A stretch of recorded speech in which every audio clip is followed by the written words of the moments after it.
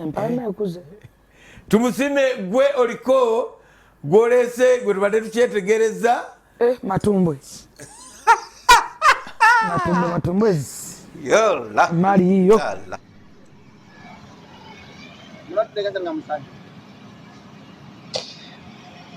Neyanze ge SPD Robert Mutebi Jennifer full figure mu studio.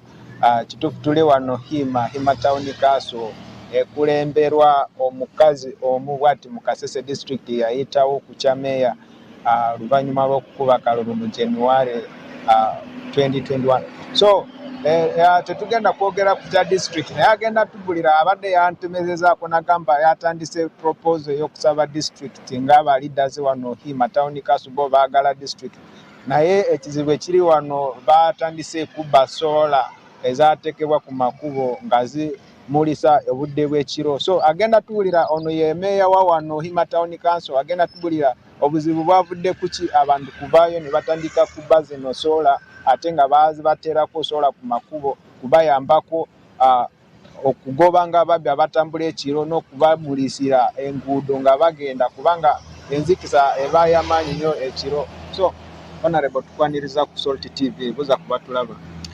Neyanziza nnyo kumanya nze Hilda Matebu Singe LC3 chairperson owe Hima Town Council.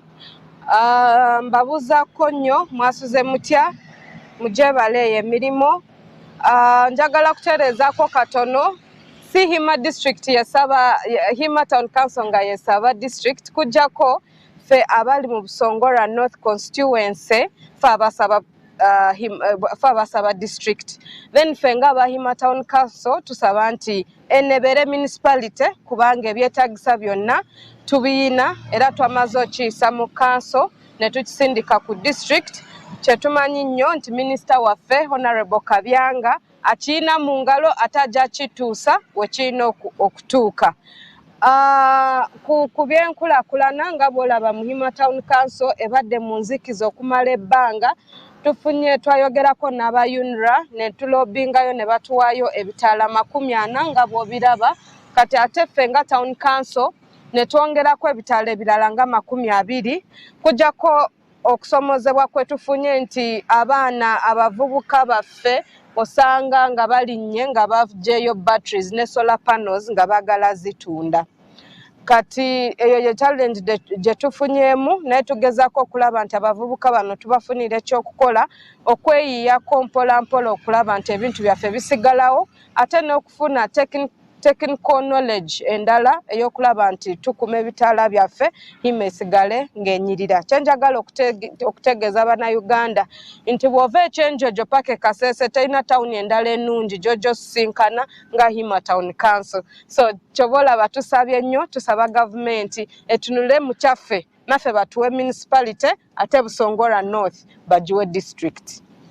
Olowooza kubba zino lights tezigenda baletera obumenyi bw'amateeka n'obubbi bweyongera mu bitundu byammwe?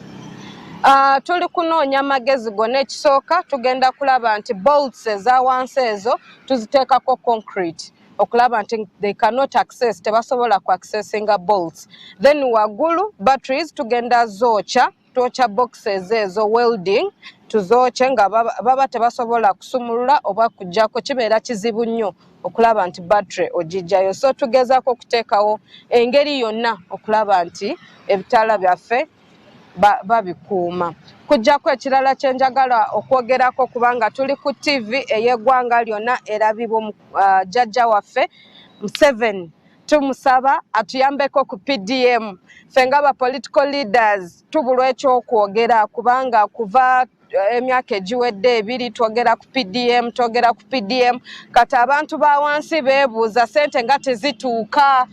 Buli bwe tubeeraawo nga batugamba guidelines zikyuse kati ffe nga bakulembeze ate nga tuli mu NRM kiba kitukuba nnyo owansi wano nga twebuza kati zino ssente abantu banaazirabako ddi. Bw'otuuka wano ku ground abantu baba bakugamba process y'okuzifuna nayo mpanvu. Bureaucracy empanvu basooka kulambula kukola kino ate nomaliza nga bagamba nti no ssente zino ate si zaffe abaavu instead ezabali abalinako abagagako. Kati tusaba omukulembeze atuyambe, nkimanyi waliwo challenges naye atuyambe alabe nga bw'akyusaamuko ku mateeka gano aga PDM. Abantu baffe wansi wano bali bubi, babadde basanyuse olwa programu eyo. Ate programu nnungi nnyo naye implementation tetumanyi oba waliwo buzibu ki. SPD Robert Mutebi Jennifer full figure oyo LC waffe omukazi yayitamu ku kalulu akayita ketwalonda nafuka LC3 nga meya wa town council ya Hima. So tuli wano nga social media zino ensonga tugenda zigoberera atubulire lusonga lwaki bavuddeyo ne basaba district nga bo Busongola North. Services tizibatukako oba waliwo ebizibu ebirala byabaletedde n'okusaba district. Over to you. Omukulu